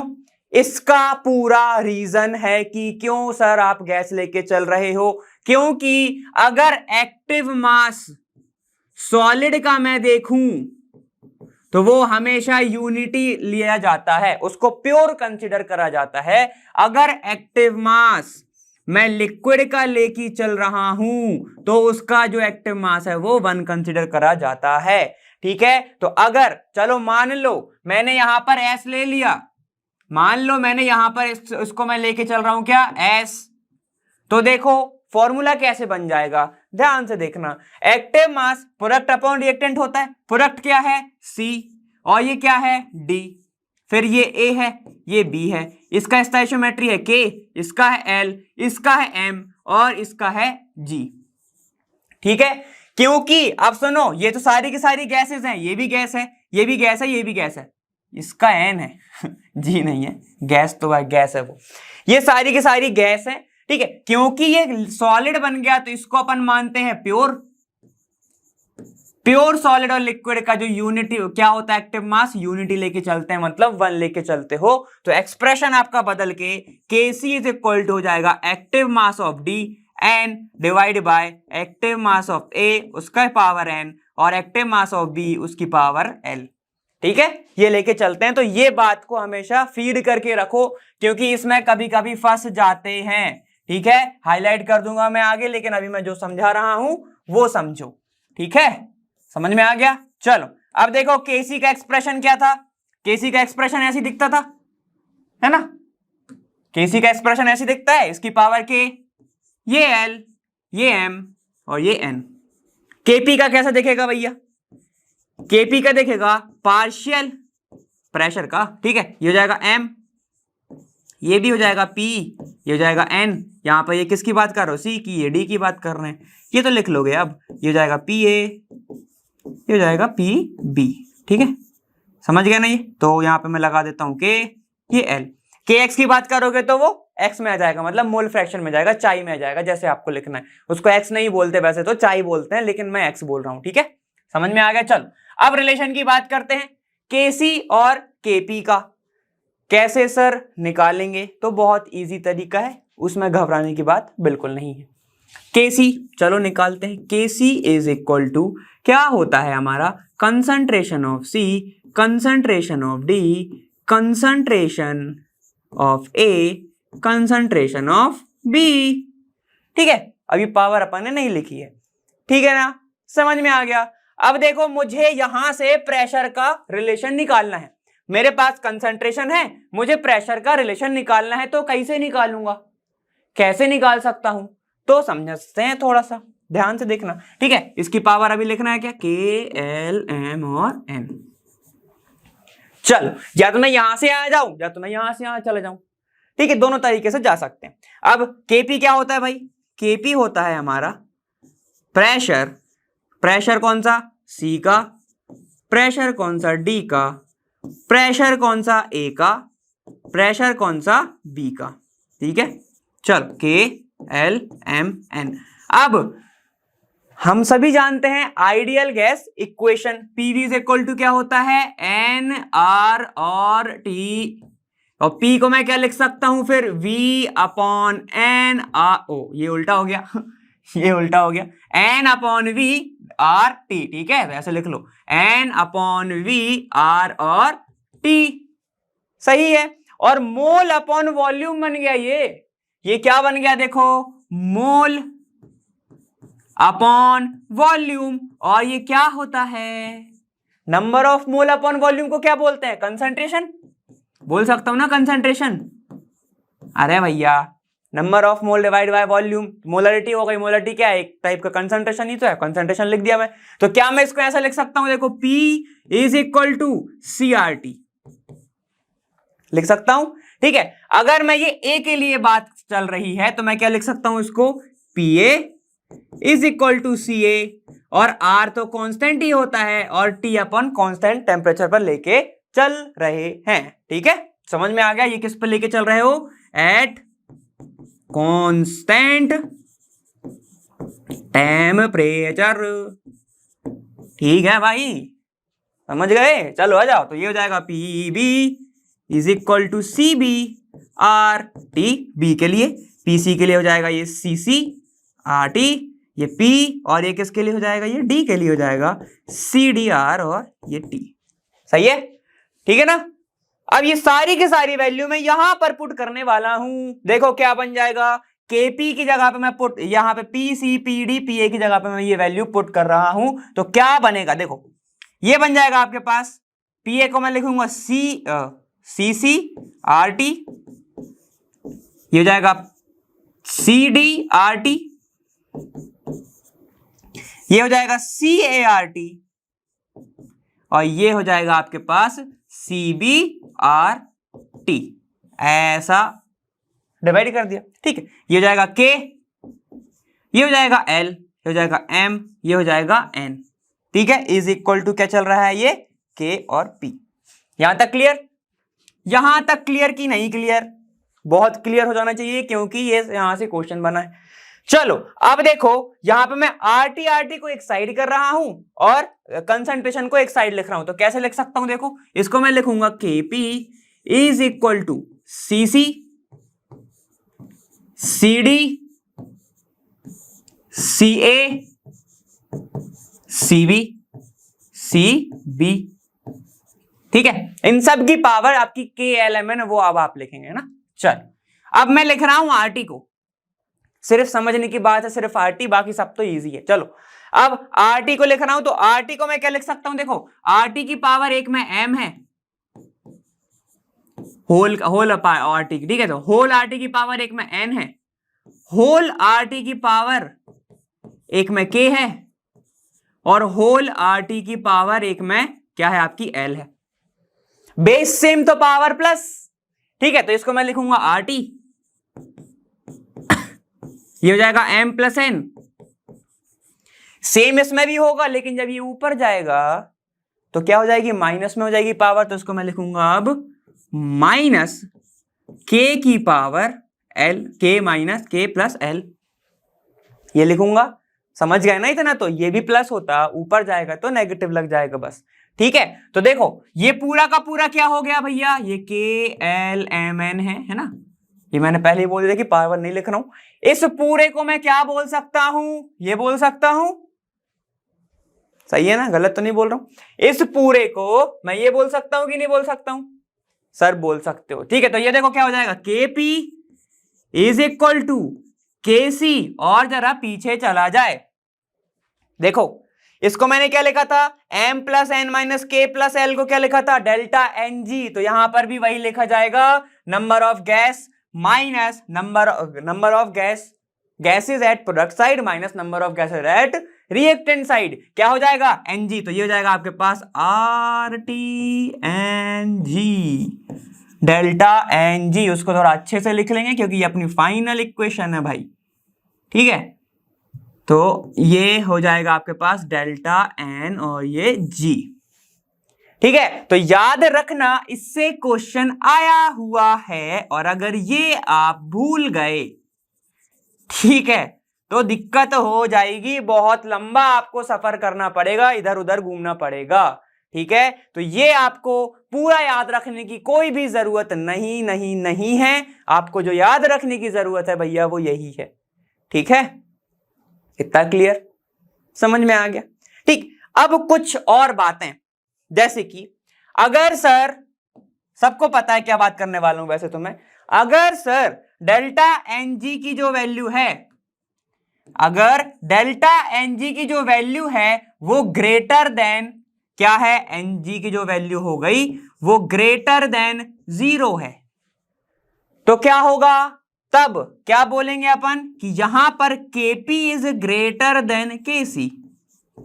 भैया थोड़ा पुराना वाला लॉजिक लगा लो, ध्यान से देखना। अगर इसकी वैल्यू ग्रेटर देन 0 है, मतलब 1 2 3 4 5 6 7 8 10 अनगिनत, ठीक है।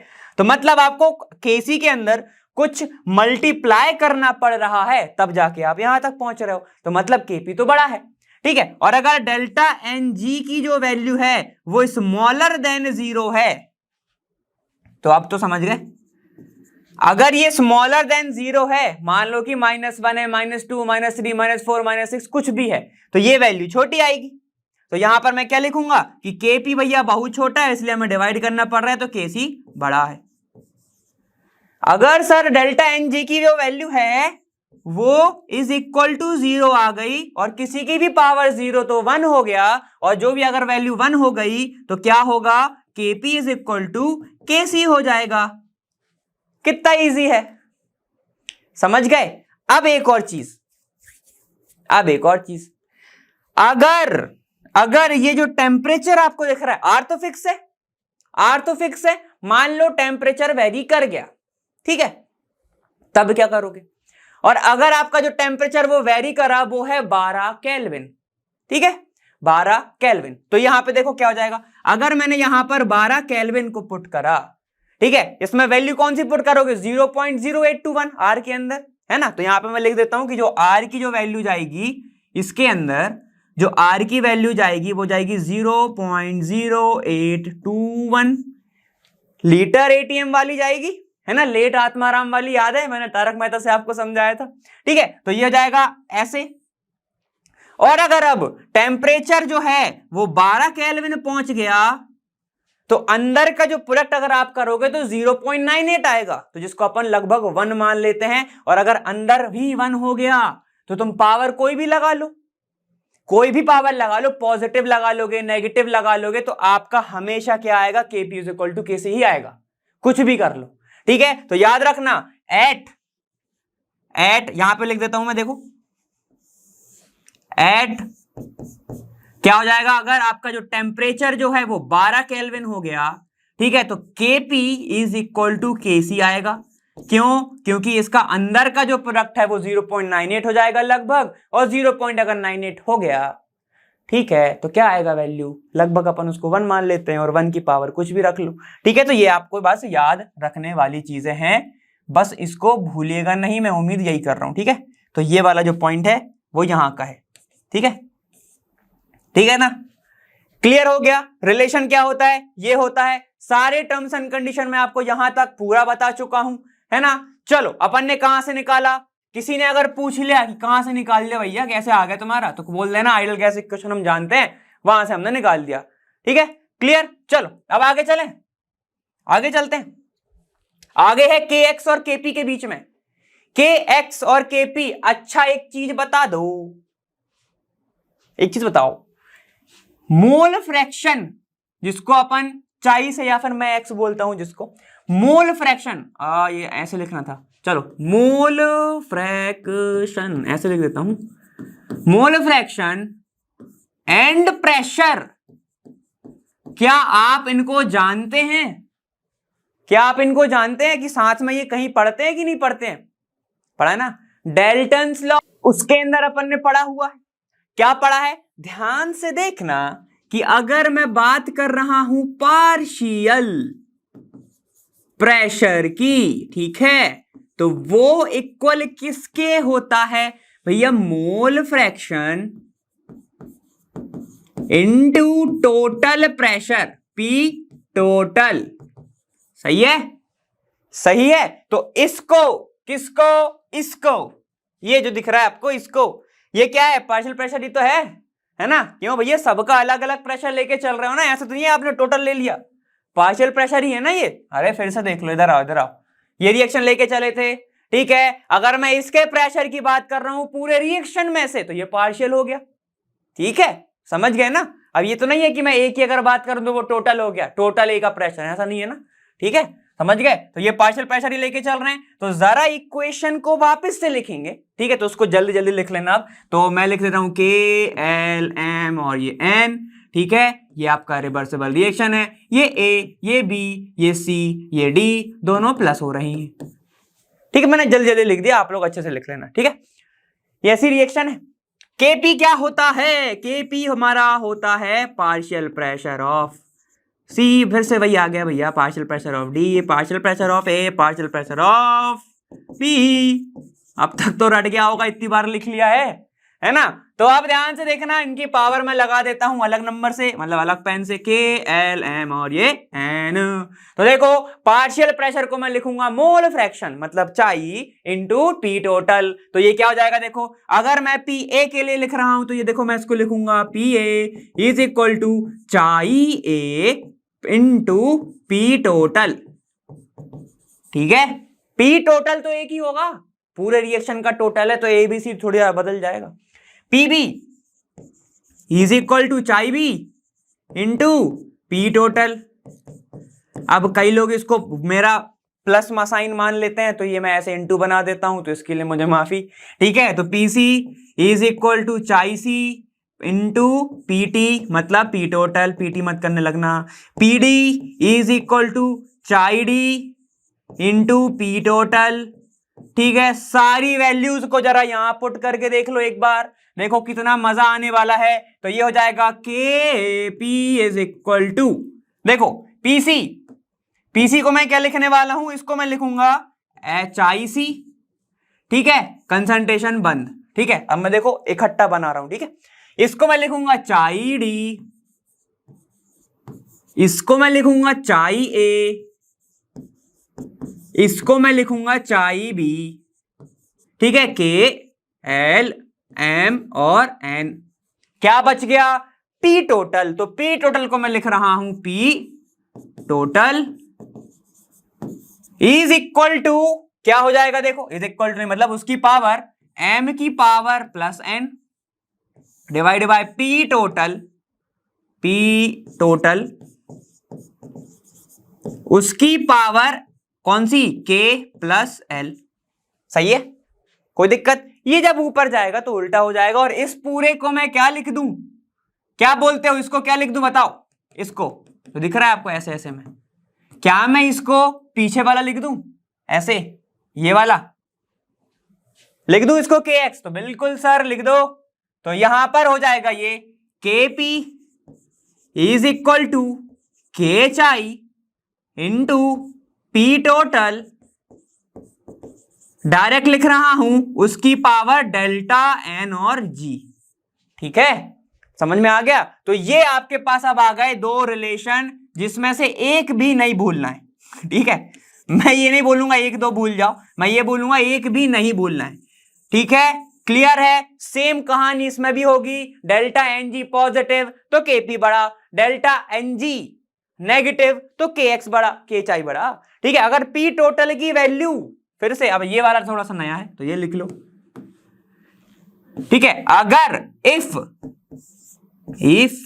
जो पी टोटल है वो है हमारा 1 ATM, एक एटीएम है, तो क्या करोगे, यहां पर एक की पावर कुछ भी रख दो, वैल्यू सेम आएगी, kp इज इक्वल टू के एक्स, के चाई, भैया मैं एक्स बोलता हूं बार बार, ठीक है, तो कंफ्यूज मत होना एक्स और चाई में, ठीक है, दोनों एक ही बोल रहा हूं मैं अभी हाल। क्लियर है? इसीलिए मैंने यहां पर एक्स वाई जेड नहीं लिए, वरना मेरे को पता है मैं फंसा देता आपको। यहां पर क्लियर हो गया। कहां से चले? डेल्टन्स लॉ से चले। पहले कहां से चले? आइडियल गैस से चले, तो ये आ गया। जहां से चलना है वो इंपॉर्टेंट नहीं है, ये एक्सप्रेशन आपके लिए बहुत इंपॉर्टेंट है, ये वाला एक्सप्रेशन। ठीक है, और एक ये वाला रिलेशन, तो ये रिलेशन कोई मार्क कर देता हूं, वरना मेरे को पता है आप घिचड़ पिचड़ में भूल ना जाओ। हो यही होता है मेरे साथ, समझ गए?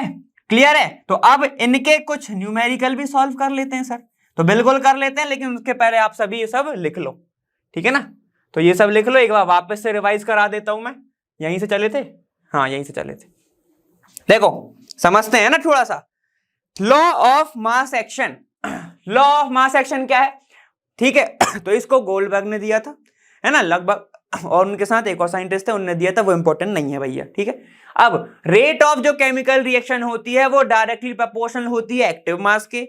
क्लियर? एक्टिव मास को ही मैं कंसंट्रेशन बोल सकता हूं, वही होता है वैसे तो। ठीक है, कंसंट्रेशन को मैं मोल पर लीटर में लिख सकता हूं या फिर मोल अपॉन लीटर में लिख सकता हूं, जैसा पसंद आ रहा है वैसा लिख लो।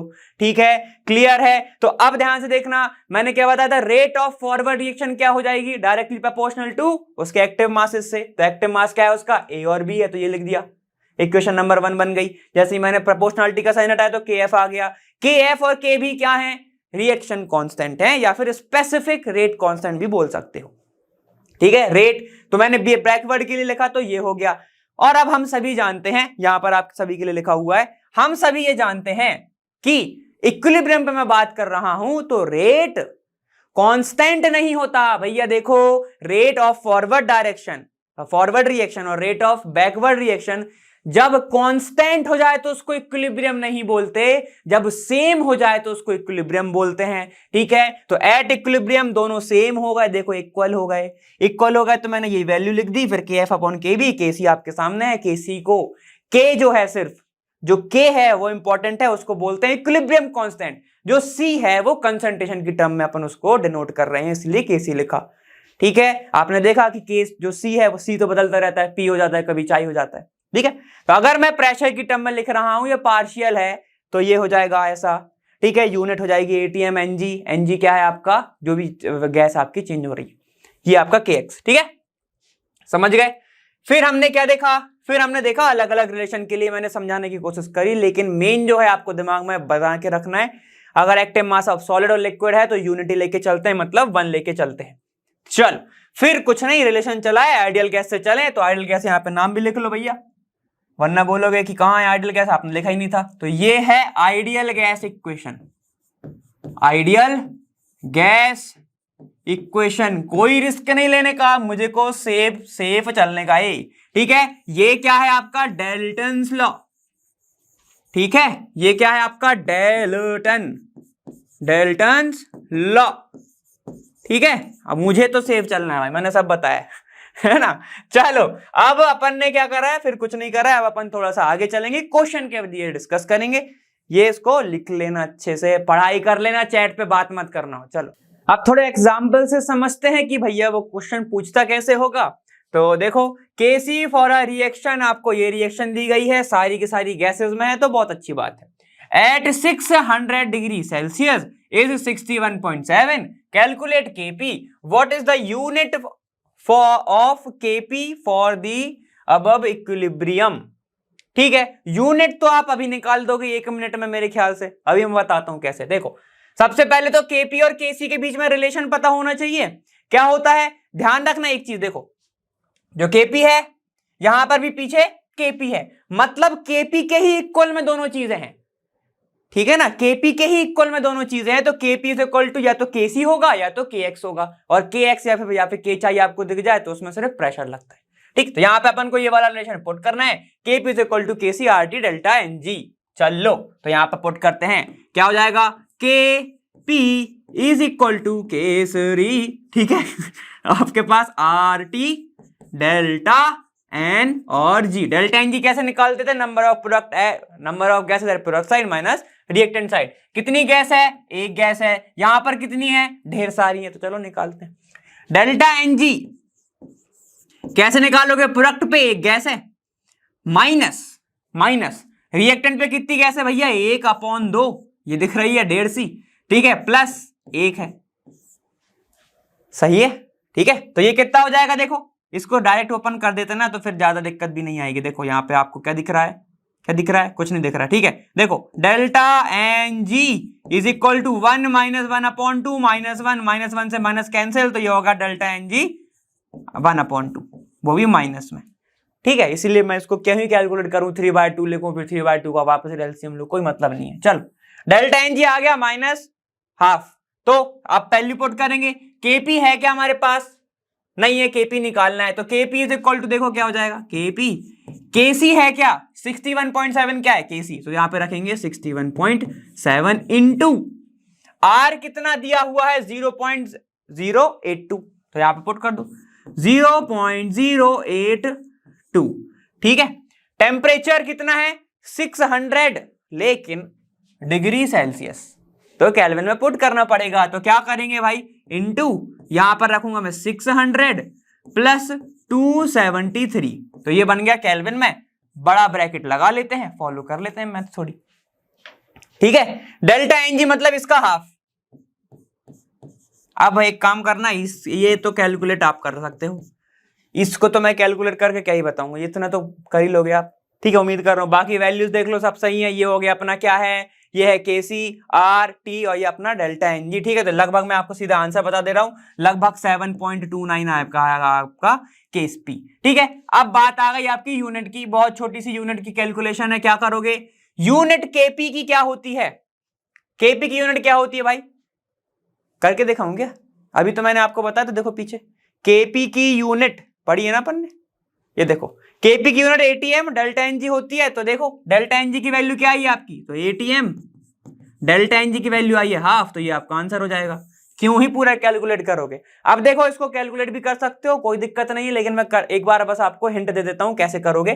Kp फिर से वही प्रोडक्ट अपॉन रिएक्टेंट लिखोगे, प्रोडक्ट क्या है आपका SO3, तो यहां पे लिखूंगा मैं SO3, ठीक है, लेकिन ये प्रेशर वाला है, ठीक है, तो प्रेशर लिखोगे, प्रेशर SO3, इसकी पावर 1 है, क्यों, इसके आगे कुछ नहीं है, तो कुछ नहीं है तो अपन 1 मानते हैं, ठीक है। ये हो जाएगा ½ यहां पे मैं पुट कर रहा हूं O2 PO2, ये हो जाएगा ½ और यहां पर हो जाएगा यह, इसकी देखो इसकी भी पावर क्या है 1 है, तो ये हो जाएगा SO2 PSO2, इसकी पावर 1, ठीक है। अब भले प्रोडक्ट अलग अलग है, लेकिन प्रेशर की बात कर रहे हो तो ATM में ही आएगा, तो ये ATM डिवाइड बाय ये ATM इनटू ATM ½ ATM से ATM कैंसिल, ऊपर जाएगा ½ हो जाएगा, तो ये आंसर आ जाएगा, ठीक है। क्लियर, समझ में आ गया है ना। चलो अब कुछ और क्वेश्चंस की डिस्कस करते हैं, ऐसे आपको वैल्यूज ऐसे कैलकुलेशन करनी पड़ती है, इतने ही इजी क्वेश्चन आते हैं। चलो आगे देखो, जो मैंने आपको रिएक्शन बताई उससे सेम जो है वो क्वेश्चन भी आ चुका है। फॉर अ रिएक्शन SO2, ये वाली गैस है आपके पास, ठीक है, Kp आपके पास गिवन है, इतना टेम्परेचर है, एट 1 atm प्रेशर है, ठीक है। The Kc for the same reaction is, क्या होगा, तो ये हमें बताना है, तो कैसे बताएंगे, बताओ दो अच्छे से। ये देखो ये Kp, ये Kc और दोनों रिलेशन में Kp के बीच साथ में ही है, तो Kp इज इक्वल टू या तो Kx या तो Kc, लेकिन यहाँ पर Kc निकालना है अपना, तो केसरी लिखेंगे अपन, ठीक है, और लिखेंगे RT डेल्टा Ng, ठीक है, समझ गए। चलो Kp निकालना है ना, नहीं Kp नहीं निकालना है, हमें Kc निकालना है, तो Kc को यही रख दो, बाकी की वैल्यू पुट कर देंगे। चलो तो Kp कितना है, 2 इंटू 10 की पावर 12 है, इज इक्वल टू Kc निकालना है, R की वैल्यू कितनी है 0.082, और याद रखो एक अच्छी चीज बता रहा हूं, 0.082, या फिर इसको पुट कर सकते हो 1/12, ठीक है, तुम्हारी मर्जी है। चलो तो देखो 0.082 पुट कर देते हैं। टेम्परेचर कितना है भैया, देखो 27, तो 273 प्लस 27, क्यों भैया केल्विन में चाहिए ना, तो कितना हो जाएगा 300। डेल्टा Ng कितना आएगा, एक गैस और 3/2 गैस, तो 1 - 3/2 कितना हो जाएगा, -½ तो यहां पर लग दूंगा मैं -½ एक बार निकाल चुके, इसलिए मैंने नहीं निकाला, ठीक है, क्लियर है। तो चलो पुट करो, 2 इंटू 10 की पावर 12 is equal to Kc divide by 1/12 into 300, ठीक है, और ये कितना हो गया, -½ हो गया, ठीक है। ये मैंने क्यों पुट करा, अभी समझ में आ जाएगा। देखो इसको अगर आप काटना चाहो तो काट दो, तो आपको समझ में आ जाएगा कि कैसा मिलने वाला है। ये आपको 4/10, 4/100 मतलब कि ये मिलेगा आपको 25 मिलेगा, ठीक है, तो ये मिलेगा आपको देखो 25 टाइम, ठीक है, 25 टाइम हो जाता है, ये आता है ना इतना। तो देखो यहाँ पे अगर मैं 3 से कट करूंगा तो 4/100 आएगा, और 100 को तो 45 से कर सकते हो, ठीक है, मतलब 25 से। चलो तो ये हो गया आपके पास 25, लेकिन ये हाफ है, ठीक है, तो इसको मैं लिखूंगा 1/5, ठीक है। तो देखो कितना हो जाएगा, ये हो जाएगा Kc